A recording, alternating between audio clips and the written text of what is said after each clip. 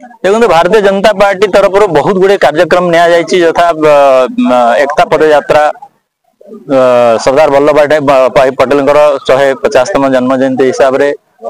बिरसा मुंडा भगवान बिरसा मुंडा 150तम जन्म जयंती उपलक्षे जनजातीय गौरव दिवस पालन होती एवं वंदे मातरम 150 वर्ष पर्यंत पूर्ति होती सहित आत्मनिर्भर भारत में पार्टी तरह आग्रह करा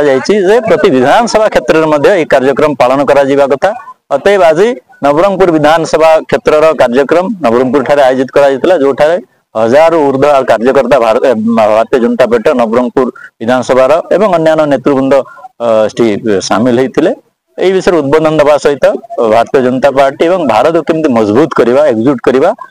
सुदृढ़ करवा से प्रति एवं आत्मनिर्भर भारत में आम शपथ पाठ कर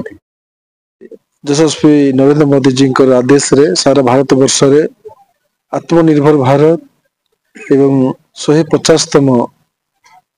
वंदे मातरम कार्यक्रम अनुष्ठित होची एई परिप्रेक्षी नवरंगपुर विधानसभा रे मध्य भव्य दिव्य भाव रे आयोजन हेतिला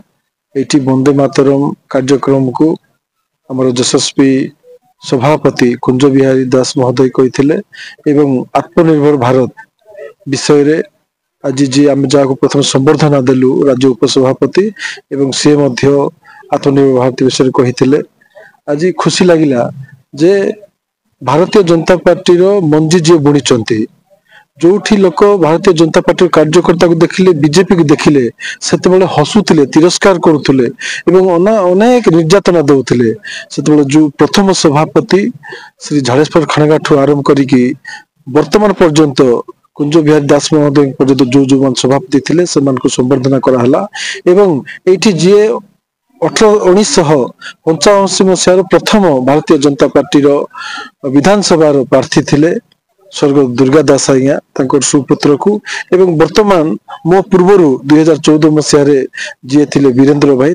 संबर्धना कराला ये हजार रु अधिक कार्यकर्ता रही आम स्वदेशी किंती व्यवहार करवा आत्मनिर्भर किंती हो पारिबा एवं ये जो उद्घोष अच्छी वंदे मातरम को जन जन भितर केमती पहुंचेबा तार सब संकल्पबद्ध होते शपथ कले।